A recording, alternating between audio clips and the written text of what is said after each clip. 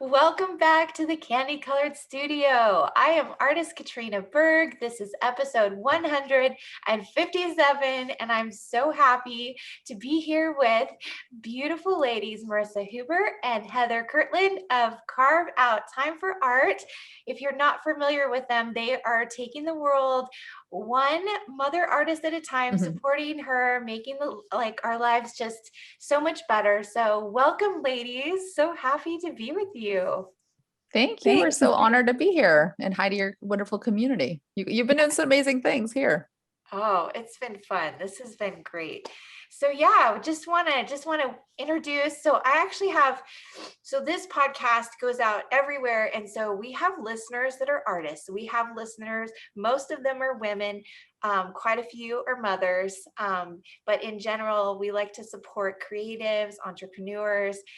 So this is going to be really, really exciting because I think the things that you ladies have to offer really will just helps so many people. So it's going to be great.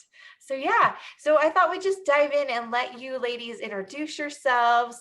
Anything that you want to share about being an artist, where you live, work, your art journey, like your style and mediums, your family, like honestly, whatever you ladies feel comfortable sharing. And I know that's a lot. So just, whatever you ladies want to share. I don't know who wants to start.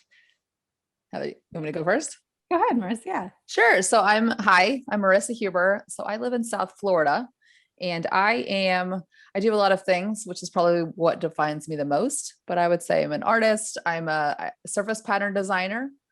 I like to call myself a creative instigator because I like to team up with Heather and just come up with random ideas and encourage other people to just go for things. And in doing so makes myself braver and makes me do things for accountability. We co-authored the Motherhood of Art book, which was a 5-year process and a big dream of ours. But that came out 2020. So we just wanted to encourage anybody who identifies as a parent, a mother, to still have their own dreams too. And then what do? I do a little bit I paint, I use digital mediums to create patterns. And I'm really known for like very bright, painterly type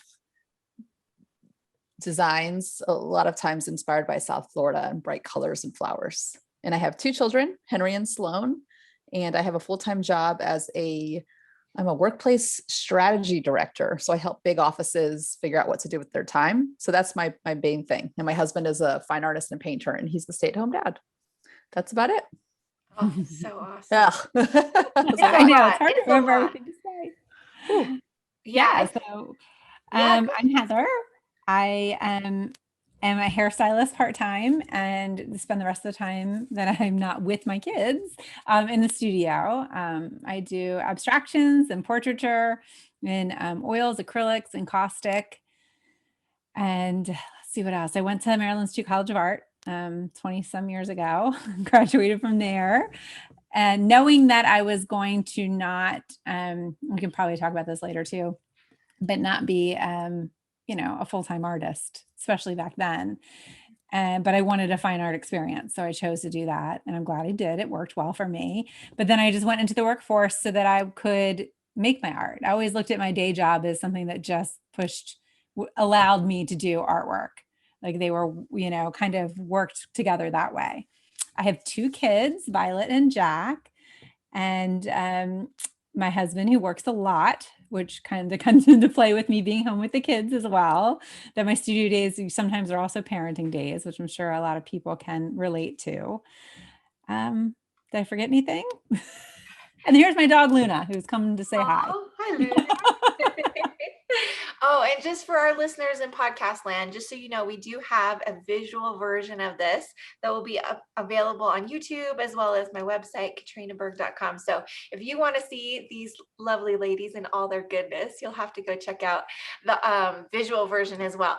So yeah, I think one of the things that really drew me to you ladies in the beginning, and I admit that I was lucky enough to come across Carve Out Time for Art's Instagram feed really early because I had already been following Marissa. Marissa and I were Instagram friends before you guys even started. And so it has been such a joy to get to watch just basically you start this community, you start these friendships, and then go above and beyond. Obviously the book was really exciting. But I think what's amazing about both of you ladies is that, like you both expressed, you're both very multi-passionate. And I love that about you.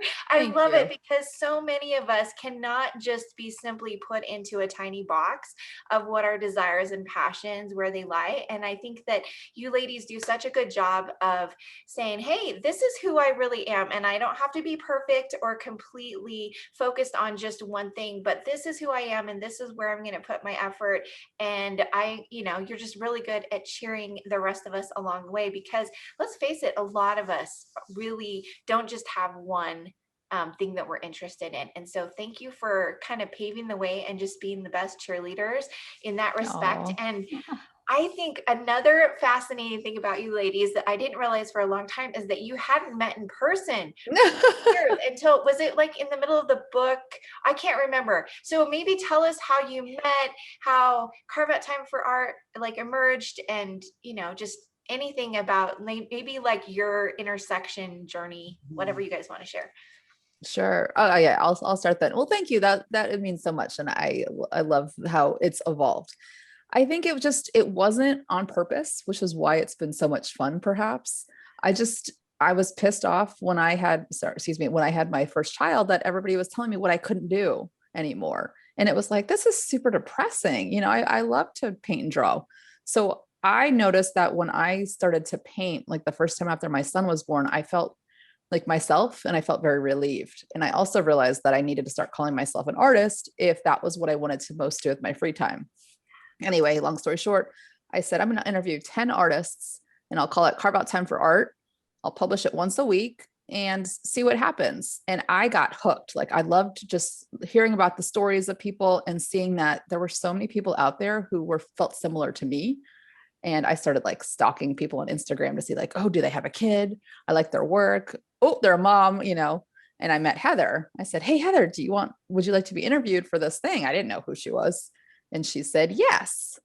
And you met me because I found someone's post that you had interviewed. And this was like what I was looking for.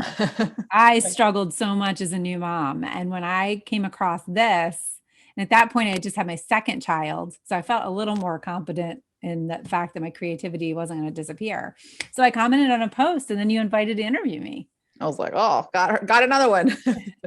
And I always asked at the end, I would say, like, do you have a big dream that you'd like to accomplish, if you want to answer that? Because I think that's a fun question, because then it kind of lets people put themselves out there. And Heather answered something. Yeah. And you know what? Now that I'm thinking about it right now, right this second, I think that's one of the first times anyone had ever asked me that.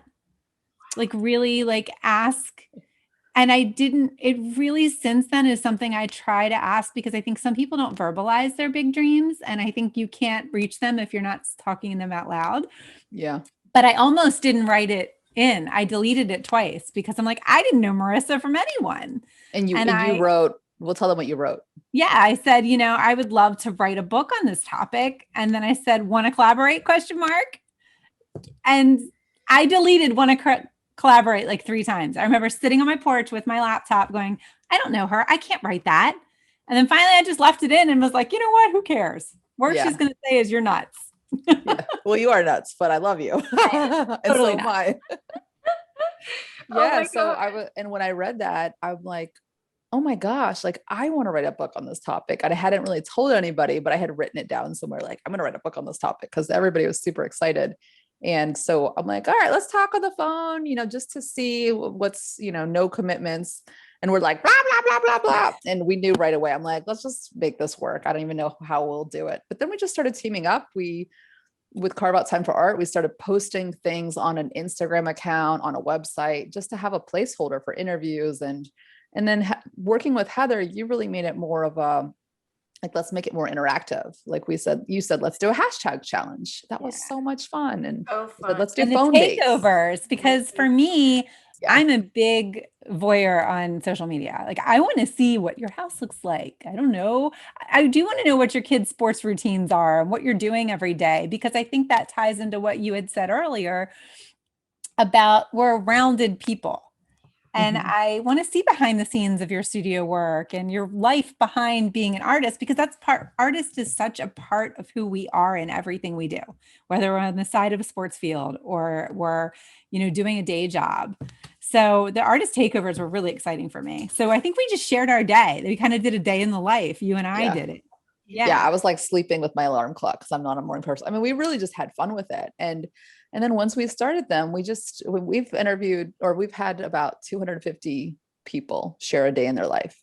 And I think that's now what we're kind of known for in a way, but it's been a lot of fun.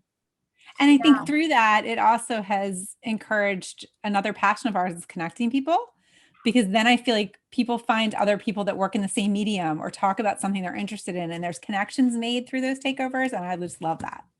Yeah, I was going to say through the hashtag challenges, I met quite a few artists just because we did like show your space, and there were a few just like introduction one hashtag. I can't remember what they were all called, but I think those were the ones where I initially met some artists I would have never met otherwise. Oh, good. And that was just so fun. And I'm still friends with some of those ladies. Like I still follow them because, there's ebbs and flows to everything. But those initial hashtag challenges for sure. And then I love getting to know artists from the takeovers. It's so fun. And then you ladies are also so good at, like you said, Heather's really good at getting the interactions and, everyone talking. And I think for a long time, both of you would pose a lot of really great questions just in the regular feed.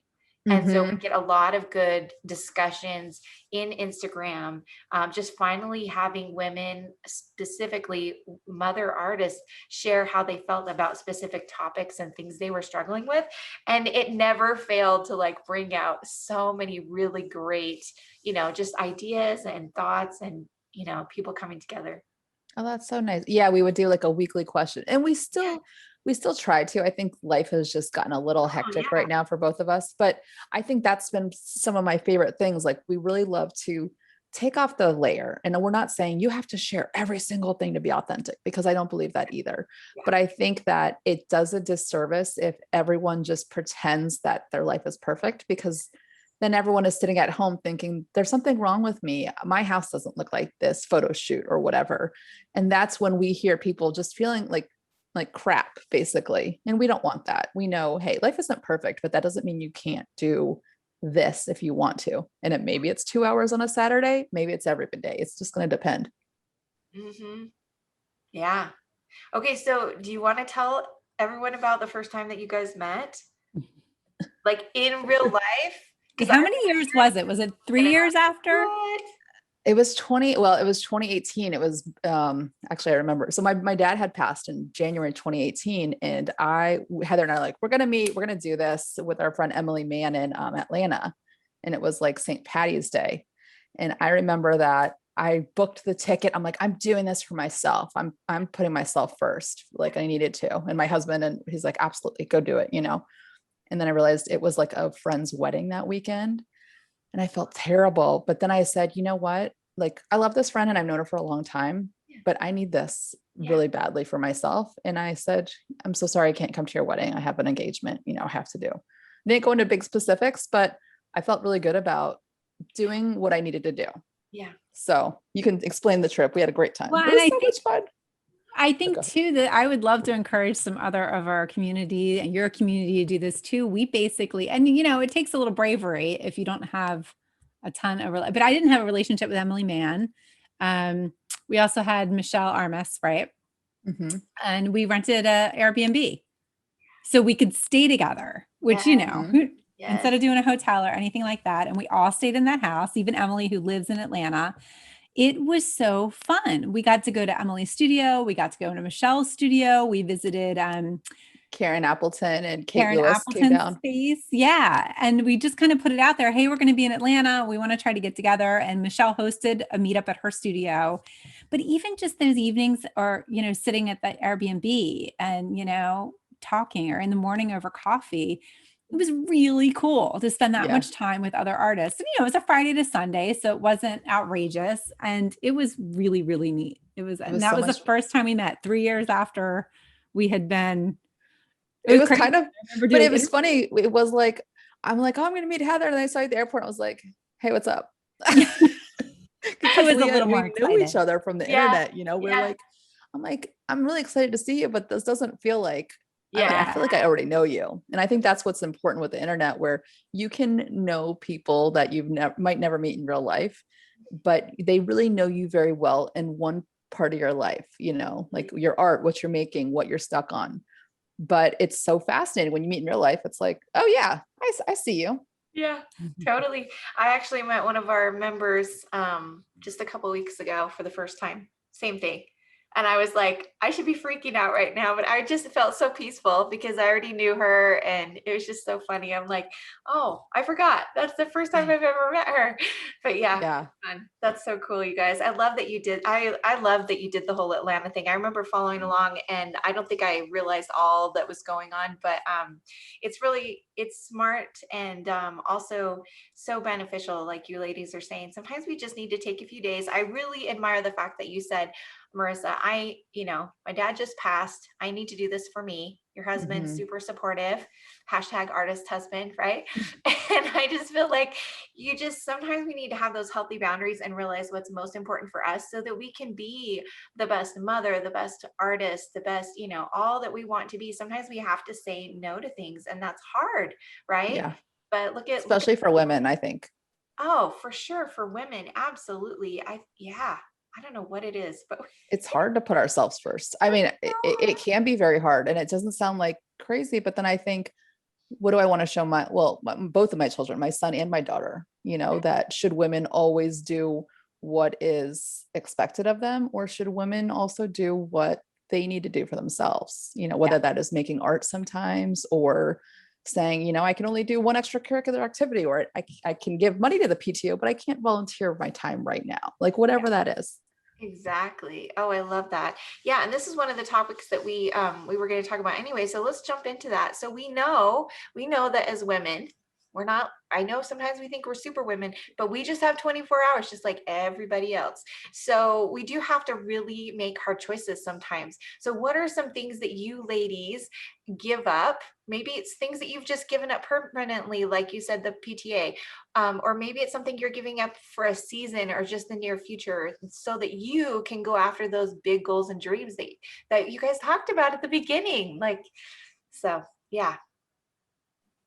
I think Marissa hit on it. I think for me, there are some seasons where I participate a lot in my kids' stuff. And, I make it to sports games and things like that. But as far as like school volunteering and things like that, I really there have been times where I'm like, I'm not going to do anything. I can monetarily support, but I can't spend my time, there. I need to focus on what's going on in the studio. And, and there's times that house projects get put on the back burner. Yeah. We're supposed to redo a bathroom, and that's been a couple years, but I know that takes a lot of focus, and I wouldn't be in the studio when we did it. So those are the two big ones for me. But I also feel like I put studio on the back burner too. It's worked vice versa. There's times where my family needs me a lot, and I have to put the studio aside for a little while, and it's okay. I know there'll be a season for it to be full force. So yeah. No, that's the same. When we realized we were going to do the book and in eventually getting a book deal, I made a conscious effort. Like we'd had a lot of very deep talks about this. Like, what is most important to us? Is it getting it out there? To us, we said, we're getting this book out there no matter what. And we wanted to keep talking about it for accountability. But that meant sometimes I sacrificed sleep. Sometimes I sacrificed, time with my kids on the weekends, because I'm the sole earner for my family, really. With my job, I just can make a much better living than my husband as a fine artist and former art professor. So that's I have a commute, I have, my job, and there's a lot of responsibility there. I think I had to give up doing art for about a year. Like I had to put those goals for my own personal work aside for a bit while we focused on the book, but I was good with that because that needed to come out. Yeah. But I don't want to pretend like, oh, I'm doing all these things. Like, no, I don't really read for fun anymore as much. I'm trying to do that more now, not exercising a ton. Need to put that back on. I I know it's just this constant, like, I hate to use the word balance, but for me, like you're saying, I'm just constantly reevaluating all those priorities. And I think that one thing that I noticed that as both of you were talking is that you don't allow shame and guilt to creep in while you're making those choices, while you're carefully choosing those priorities. I think that's something that I have noticed from both of you. You're like, right now it's time to focus on the book. Right now it's time to focus on my family. And I think that's really important to just give yourself permission to go after those and just not let other people, like you were saying in the beginning, Marissa, it's real easy for other people to say, no, now that you're a mom, you're only going to be able to do this. You're only going to be able to do that. And I think that if we really want to be happy and joyful in our journey, we have to realize that sometimes we have to just ignore the people that are so helpful. Yeah. As much as we love them, sometimes we have to ignore them. Otherwise, we won't be able to fulfill our own goals and dreams. We might fulfill their goals and dreams, but is that really going to fulfill us in the end? Right? Yeah. I Right. mean, And I think, go ahead. I was gonna say it helps to have a creative partner that reminds you, because I think it can creep in. It's a constant, you have to be vigilant. Then you have Mhm. to have that positive self-talk where you're like, nope, I'm not gonna be that way. And I had a good role model in my mom, because she always had her own thing and she did her own thing, but I always knew she was there for me at the same time. So I'm trying to emulate that a little bit, because I do want my kids to know, yes, you are the center of my universe, but I'm not going to act like you're the center of my universe. Totally. Totally. Oh, I love that. That's perfect. Yeah, I wanted to say that, like, I do get the guilt sometimes, especially like it depends on the age too. Cause like as my son was getting older, as he had a new sister, my kids are like 5 years apart, there were times when they're more needy, right? And they want your time. And especially because I'm gone a lot non-pandemic, like through the week, those weekends are my time with them a lot. So there is a struggle sometimes. And that's when I have to say, okay, what is my priority? I need an hour to make something. Yeah. Okay. But I also need to spend quality time with my kids. What does that look like? And I would like figure out my weekend. Okay. I'm going to wake up early or stay up late here, or I just need to have a talk with them. Like, I need to finish this. And this is why. Do you want to sit next to me while I do that? Like, Yeah. I don't know. I love that. And so what I'm kind of hearing that I feel like helps me as well is that when I feel that grief or the guilt and shame kind of starting to just like talk in my ear, I say, okay, I see you. What can I do about it? And so that's what you're doing. You're like, here, sit here with me. Let's do this together.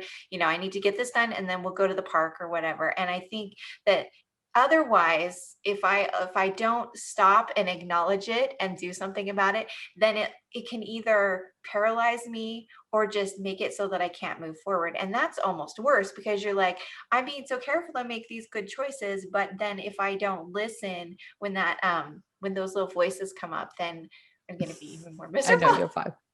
Well, I think too, it's about like, I love being strategic, so it's, if my kid is like, mama, they might just need me for 15 minutes right then. Yeah. And then I need to just put aside what I'm doing and give them that time. Totally. And that means they're going to be like on to the next thing, going to say like, I want to watch this awesome show on Netflix. And then I have my time, but you just have to do what's best for you. Yeah. Yeah. Well, and I have a bit of a confession. I don't know if this happens with either of you, but there are times where that selfish artist part of me really takes over. And it's almost this frenetic need. I don't know, like you really jump into a new series and it's all you can think about. You're thinking about it when you go to sleep. You're thinking about it when you're with your kids, you're distracted. And when I'm doing everything I can to be in the studio, you know what I mean? Yeah. Here's your iPad. Here's your phone. Here, go to grandma's, like, no, I can't talk to you right now. Yeah. Please don't come in while I'm working. And there has been moments where I feel a little snappish and a little resentful, but then I do feel guilty, because I'm like, how do I explain to them that I can't think about anything at this point except this work? Totally. But I mean, that doesn't happen often to me. And it's kind of, it's an exciting feeling as an artist though. Yeah. To be so excited about something you're making, but now it's tempered with that, well, I can't like just walk off into the studio for a weekend and not tell everyone to leave me alone, I don't know. No, it's Oh, hard. I love that. I totally find that a lot, Heather. And for me, Good. I just we have a powwow. We sit down like the beginning of summer. I said, we've been out for maybe, has it been 2 or 3 weeks? And I had this big piece. I had this deadline. I had this big piece that had to be done. And so I just sat everyone down and I said, I'm so excited for summer. Let's get some parameters. Let's get some, look, I've got to finish this piece by Monday. It has to be done so I can take a picture, blah, blah, blah. And so what can we do? What is it? And so we basically, I've got some kids that are in high school, and then I have a couple in elementary and one in middle. And so I just basically said, okay, who wants to be in charge on Mondays? Who wants to be in charge? Do you know what I mean? And just in the morning. And I said, if you can just be in charge in the morning, and that really means answering the door, so that every time Amazon packages, packages, and all the cute little neighbor kids that want to come play outside with our younger twins that are 7, like every time you get up and answer the door and then try to find whoever they're looking for, and it's not just them, it's usually the middle boy too, and it just takes so much time. So I said, okay, whoever's in charge, that's your most important job, is answering the door. Love it. Right. And so that really helps. And then everyone kind of has a part in this, getting this. Everyone, I feel like we as a family have to look at each other, and sometimes it's my daughter and she has a dance competition, so we all drop everything and go to this dance competition for her, and the weekend is all about her. And then another week it's because one of my sons has something going on, and so we all make an effort to make it happen. And then maybe there is some sort of normalcy, but I feel like there's a lot of this going back and forth, just supporting everyone with their passions. And I think that's important, right? So then I think it is okay sometimes, Heather, to be like, I'm so into this series. Can you guys let me work on this just for the next few days in the morning, just in the morning, and then we'll do something fun in the afternoon. And for me, I feel like when I include them in those decisions and we kind of powwow about it, then it's like we all made the decision. It's not just me saying, okay, this is the plan. It's like, okay, this is what needs to happen. How should we get it done? Are you guys all in? And then I feel like I love it. I do too. That's awesome. And they're excited about stuff too. And like, I feel like as they're older, you're saying, how you're really into X.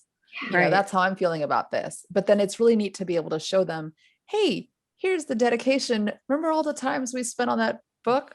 Look, your name is here. Look, there's a picture of you. Yes, it's the even number of you and your sister. So that there's wobbling. Yeah, it's true. And I think that, that's so amazing. And I see my kids doing the same thing. They'll have a friend come over and they'll say, I have to show you this new big piece that my mom just finished. And I'm like, they really could care less, but I love that you're invested because you helped me do it. They may not have been putting the paint on the board, but they helped make it happen. And so I love that. And I love that you actually have something concrete that your kids can look at that book and see their names in there. That is so amazing, right? Oh, yeah. Yeah. If not, just make a blog post and show it to them. Right. Yes. Exactly. Let's talk about the book, The Motherhood of Art. And I will have links and everything so that you guys can go get your copies if you don't already have them. But tell us all about the book. Maybe specifically, I would love to hear some of your favorite aha moments during the compilation process. And that could be about artists that were sharing things. It could just be about the process of being authors and compiling all these stories and experiences. Just whatever you guys want to share. My biggest aha moment was there was a moment that I was worried once we set everything out. You start second guessing yourself a little bit. And I'm like, is this going to be redundant? Is it going to be the same things, the same issues, which is good in some ways because we do want to have that communal, that we all understand what we're going through. But when we got them back, and I have to give props to Marissa for this because there were so many questions that they could choose to answer.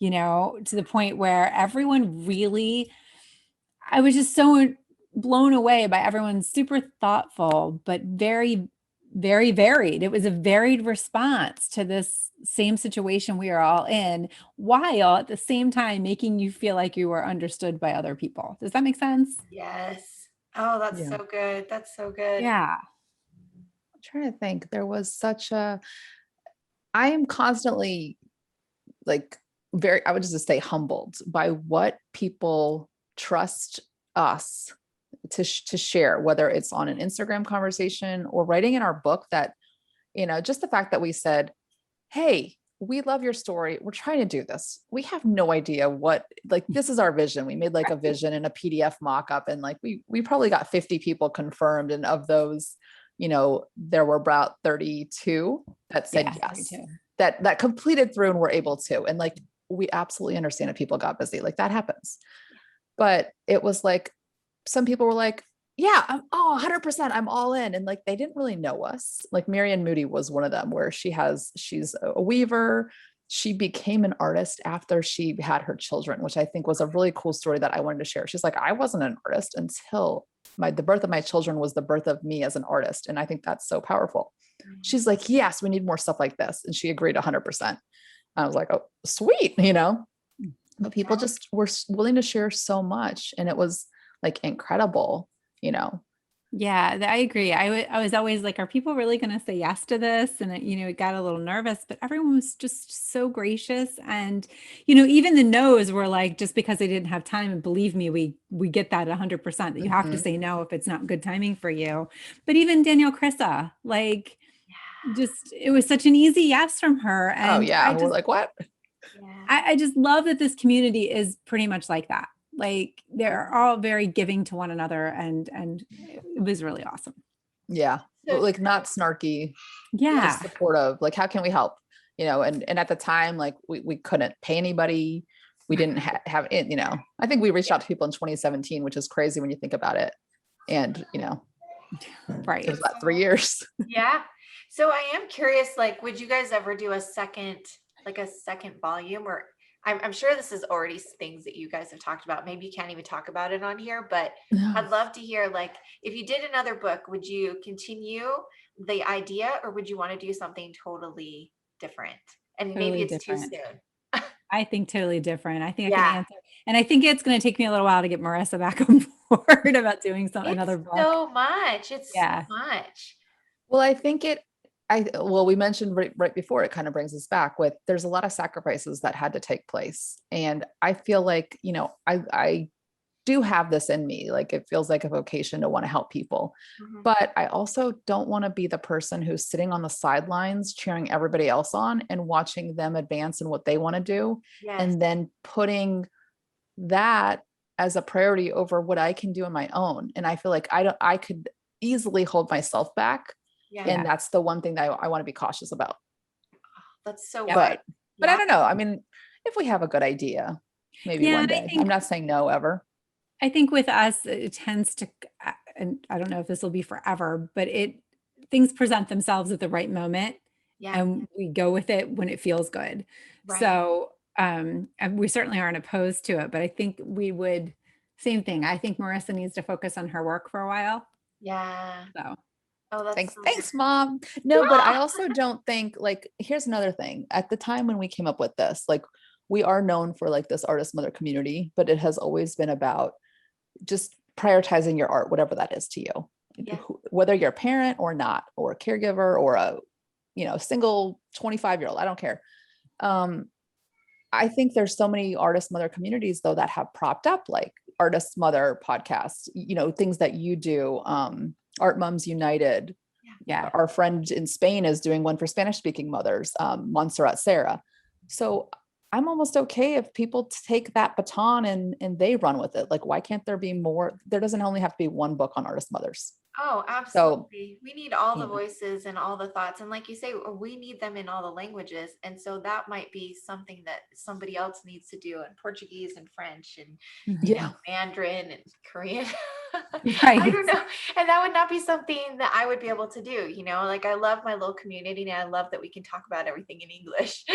I'm saying it's so great, but I don't know. So I love how, Heather, you brought up the whole timing. If it's meant to be, it comes at the right time. So I am curious, like, I don't know about you guys when you're talking together and then with your husbands, but with my husband and I, everything has gotten really, really intense ever since our older kids got to the end of middle school and started high school. And we basically made this like conscious decision that we needed to really let go of more and more things constantly. And so I don't know, this is one of the reasons why I'm changing things, the past like year and a half and 2 years. And I think that for me, it's like, the question is, okay, will I be able to come back to this? Or is it just something that I just need to let someone else pick up the baton. And so I guess that would be my other question.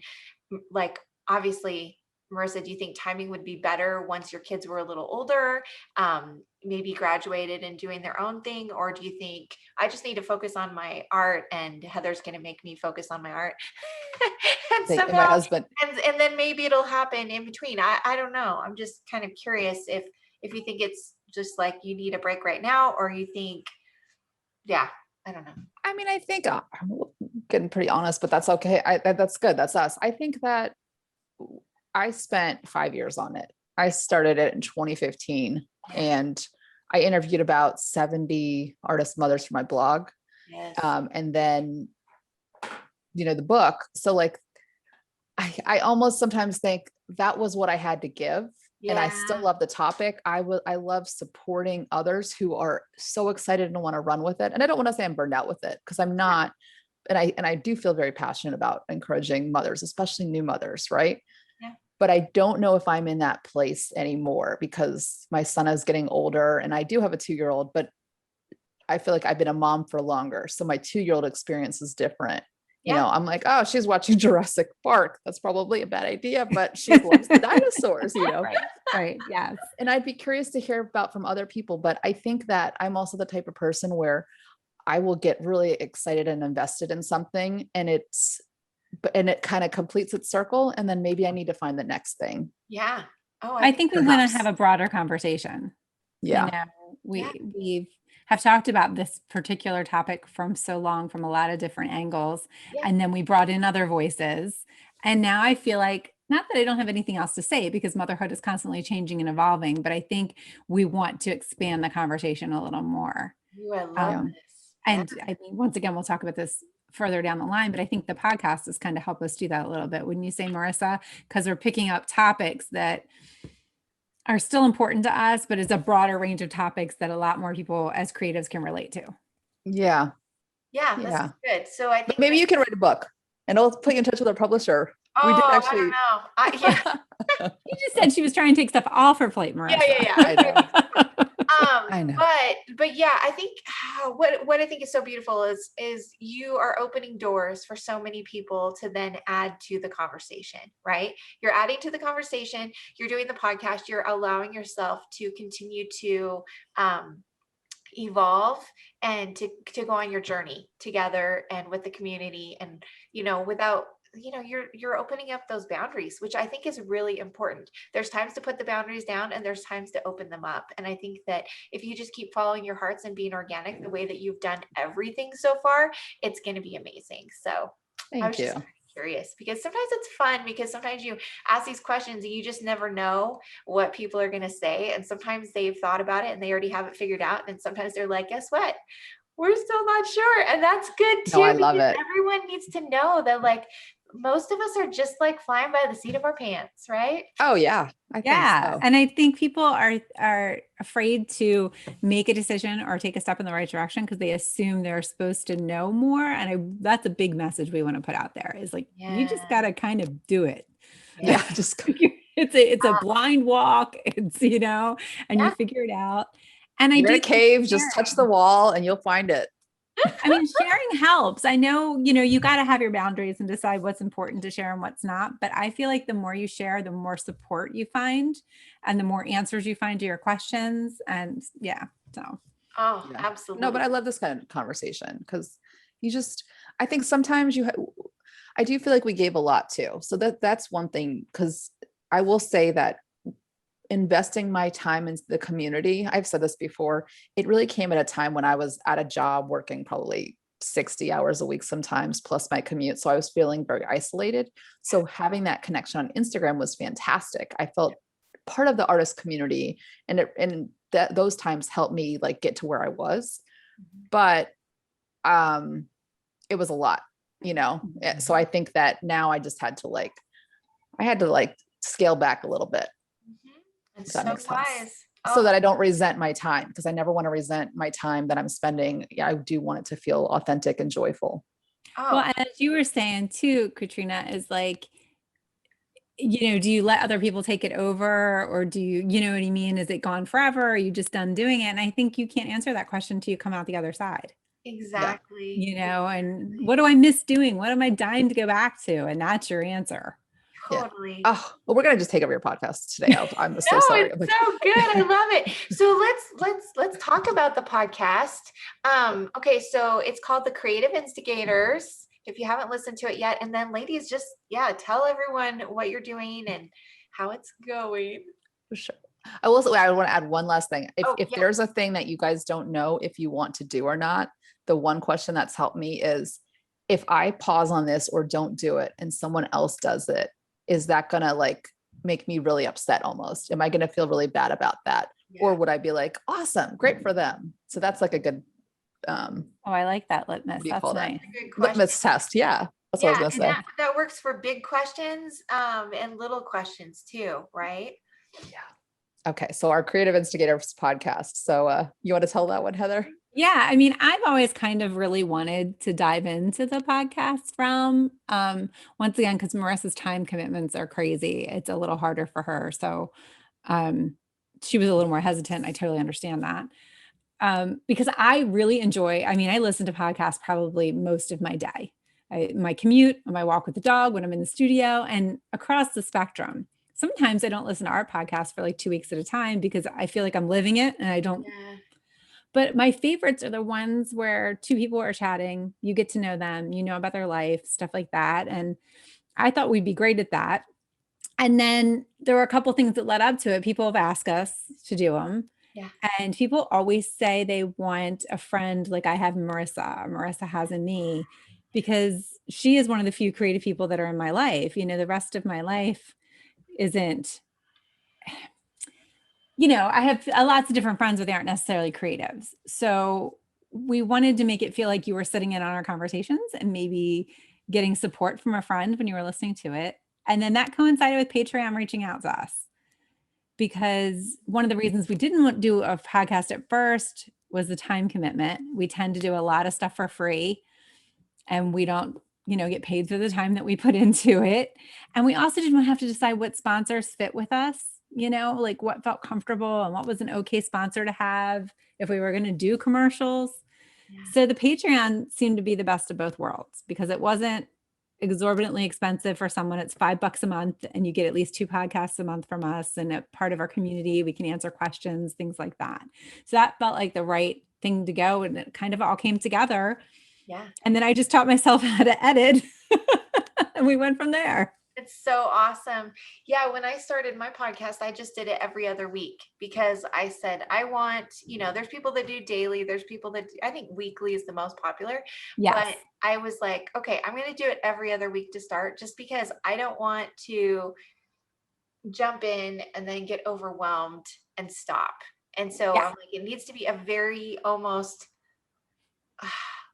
like an underwhelming commitment, if that makes sense. Like I knew that I could definitely do every other week. I could probably do, 3 a month, but I thought let's do every other week. And then, it changed. And so that's what's fun is that when it's your podcast, you can do whatever you want. Yes. If you want to do 2 a week, or if you want to do 2 1 week and skip a week, it doesn't really matter. I don't know. I think in the beginning, I thought that it really mattered. And obviously for your Patreon people, you have to do at least 2 a month, right? Right. But other than that, it's like all up to you. And you and Marissa, if you get really excited and you're able to bust out like 4 episodes 1 month and just trickle them down, like you can do that. It's totally cool. Yeah. And that's kind of what we always say, that we would rather like, under promise and over deliver. So if there's more time we have in a month, I definitely have a little more wiggle room in my schedule. Of course, with summer coming, maybe not. And it's been really, really fun. It's been a great creative challenge for me, like learning how to edit. I was wondering how I was going to feel about that, which is another reason we kind of said 2 a month. But if we have something fun to talk about, we'll probably add more, and we'd like to bring people on at some point. So it's just not us chatting. And, my favorite thing is kind of scrolling through our Instagram or getting emails from people and being able to talk about their, trouble spots creatively. Yeah. And be able to kind of help them, instigate them into something bigger, or get over that little trouble spot or give them ideas they might not have thought of. That's so cool. Okay. So I am curious for anybody that is interested in doing the Patreon podcast, because I do get people that reach out and ask questions about the podcast.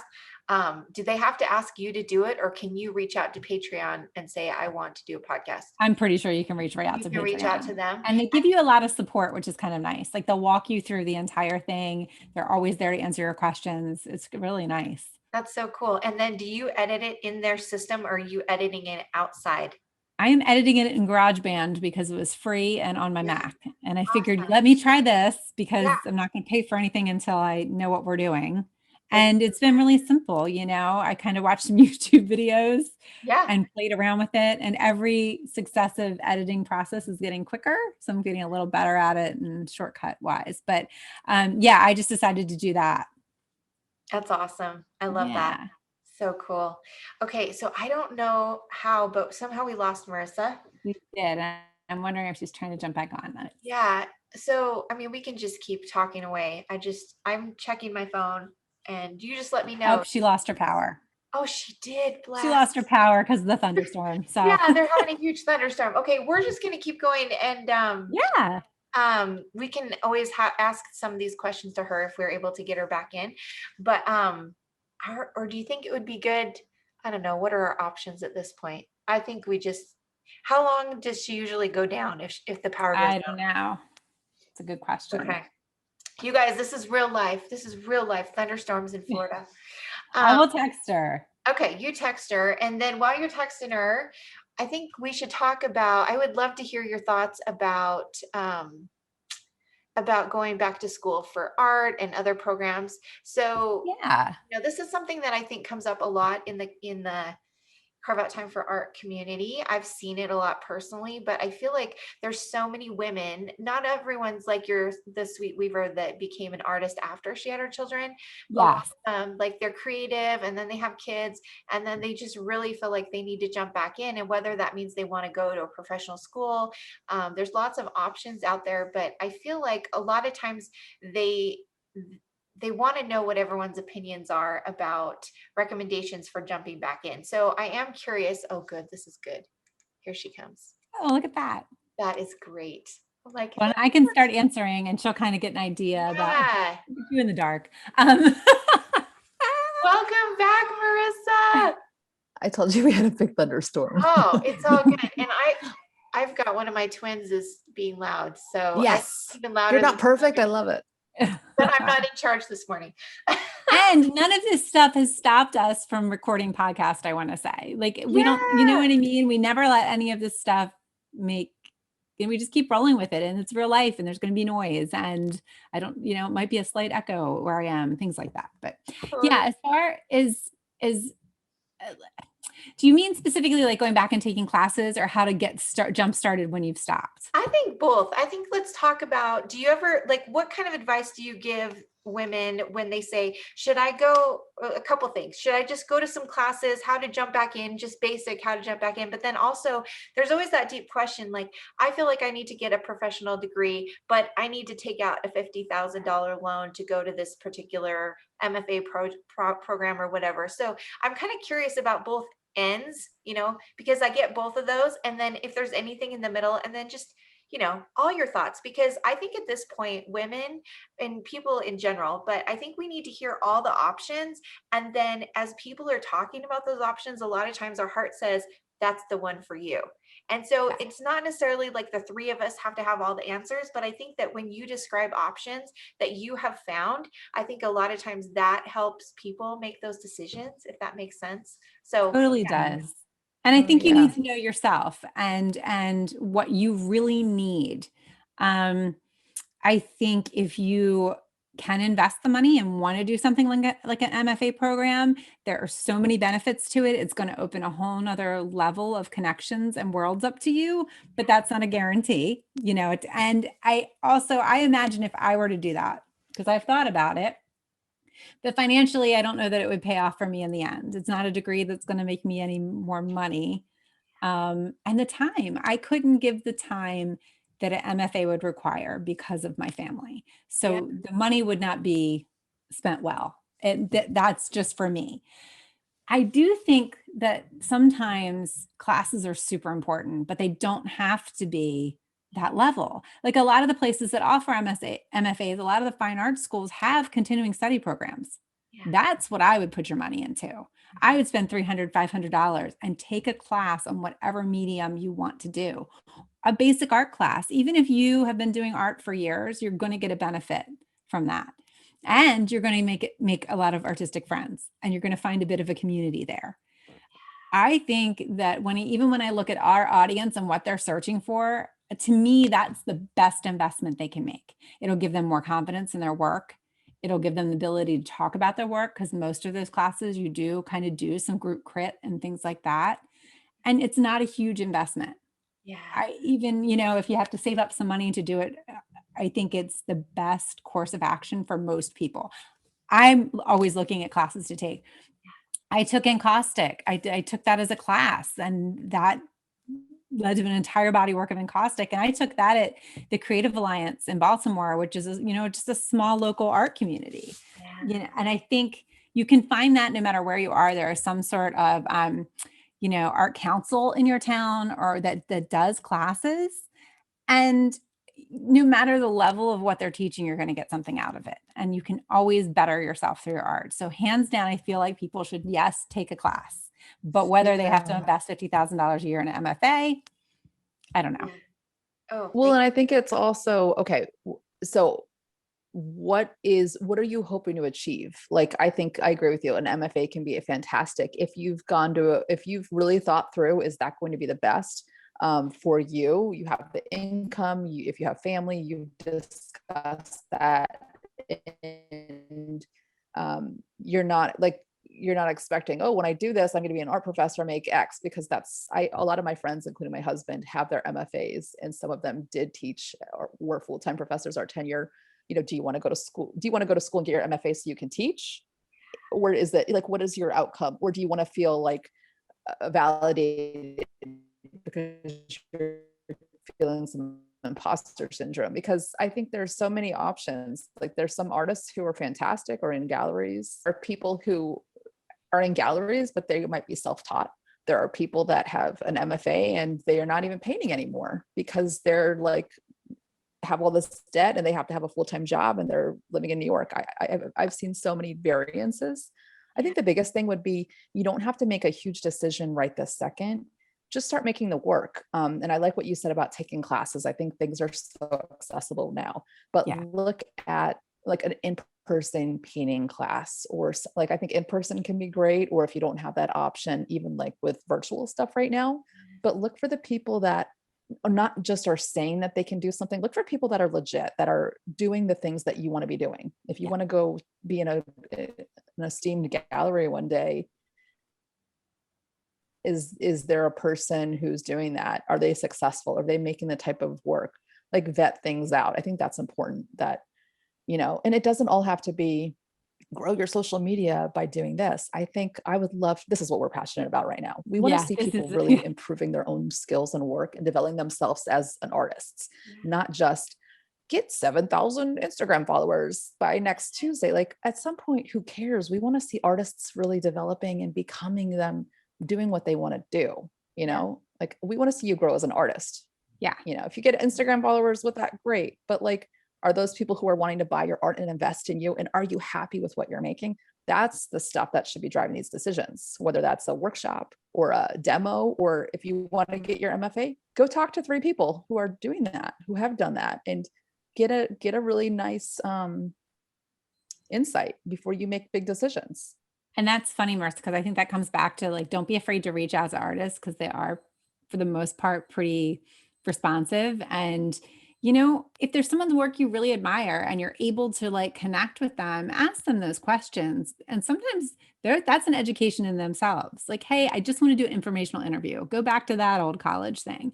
I have a couple questions about your art practice, and like, how did you make contact with that gallery? And was it worth it? Do you make more money selling from your website? Do you think gallery representation is important? All of that stuff. Because I know for me, when I finished my BFA, everyone was going off to do a master's.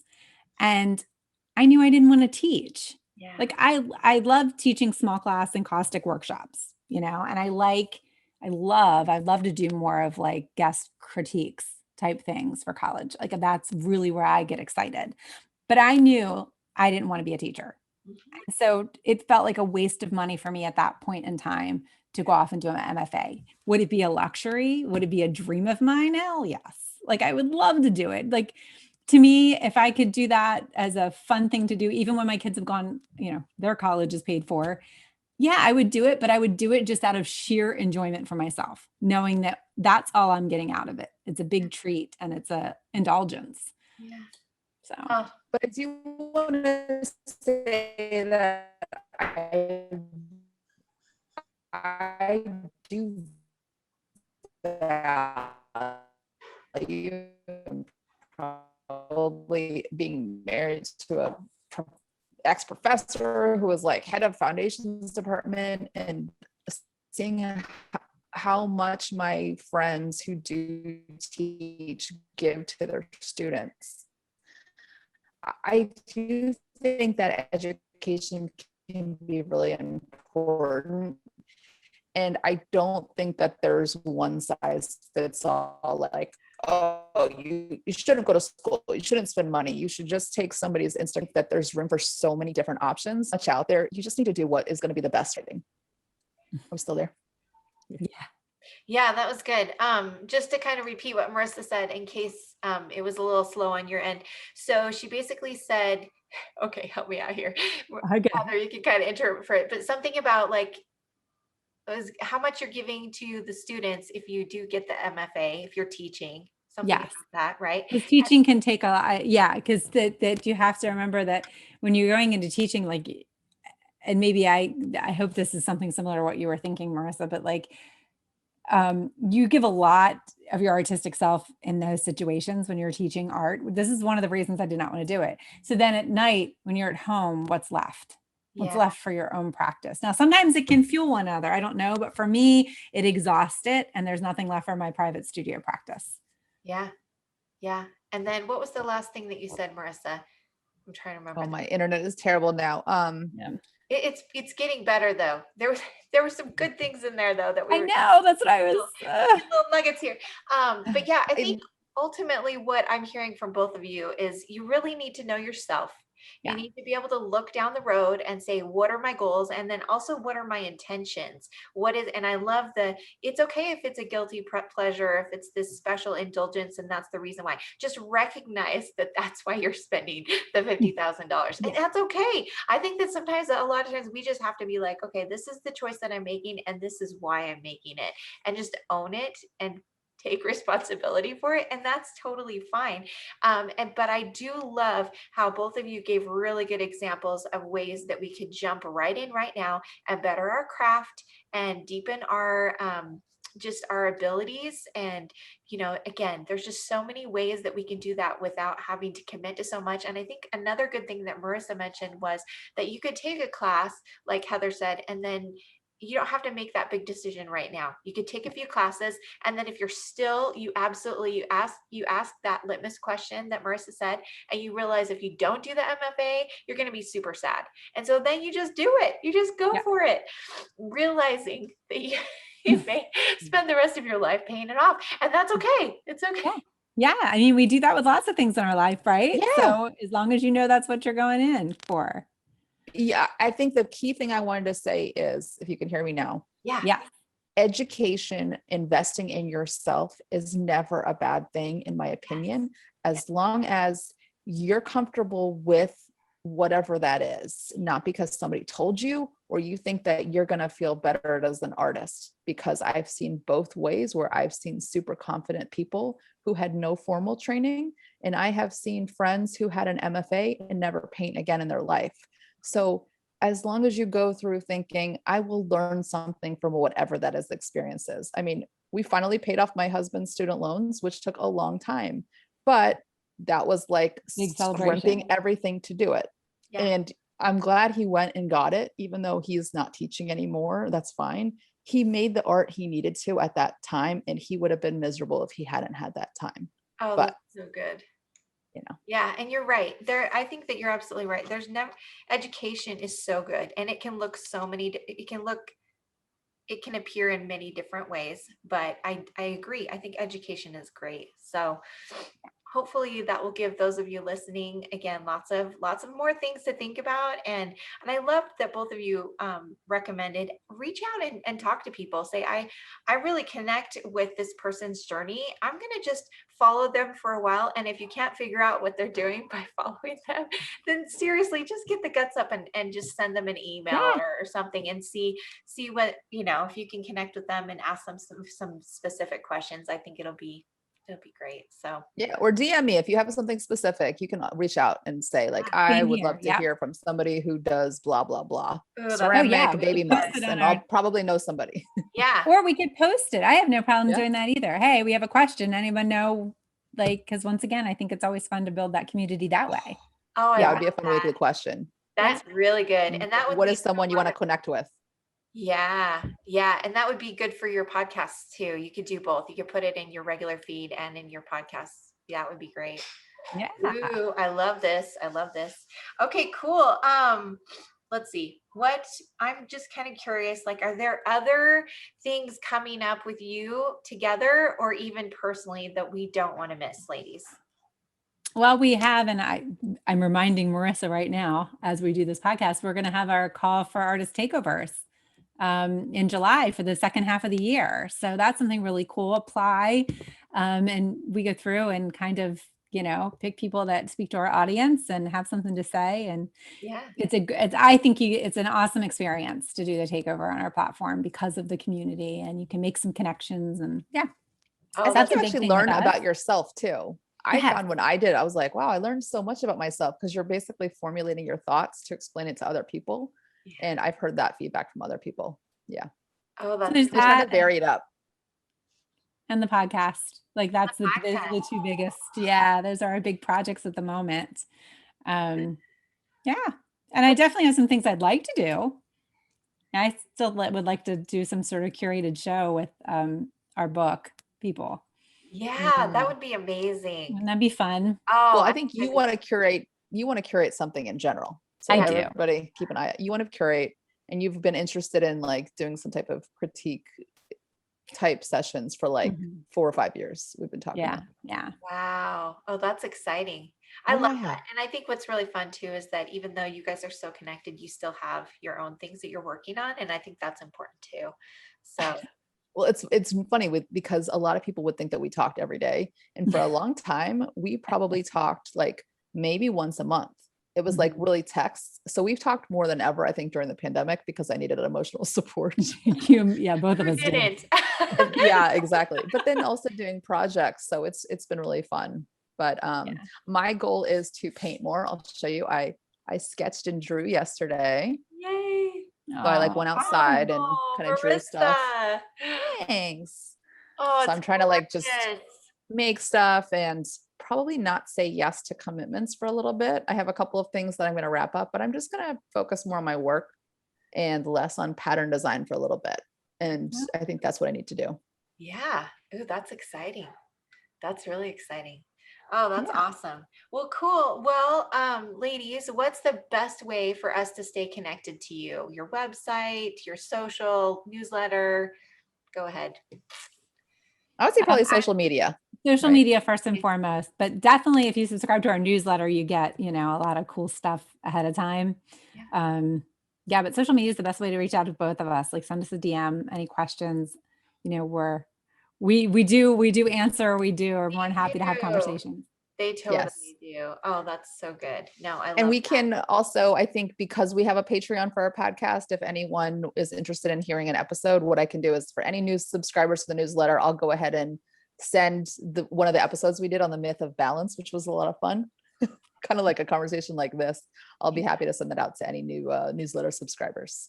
Awesome. That's great. Yeah. Well, definitely everyone take advantage of all of these wonderful things. And like I said, I mean, if you just need to pick me up as well, just go back through the Carve Out Time for Art feed and scroll down to, wherever you have not seen before, because like I said, there's going to be some good questions in the community or a takeover that is just meant for you that day. So it's a good place to keep going back for all those nuggets.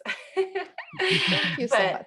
Oh my gosh, thanks so much for being on here, ladies. You are so wonderful. Thank you from everyone in our community abroad, just for all that you've done for, obviously, I know that it is such a sacrifice to support other artists, and just want to say thank you and send lots of love to both of you from all of us.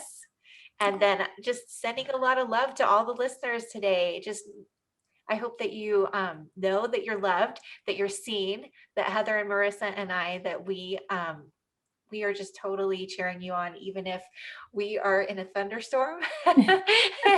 All the things, we just want you to know that you're loved and that we see you. Yes. Absolutely. Yeah. Yes, we Thank you love so all of much. you. Thank you so much, Katrina. And you're doing a great job. This is wonderful. Yeah, this is great. Thank you. Yes, thank you so much. And just sending a lot of love from Heather and Marissa and I from the Candy Colored Studio and the Creative Instigators, and go get your Motherhood of Art books, and we'll see you online. Lots of love to everyone.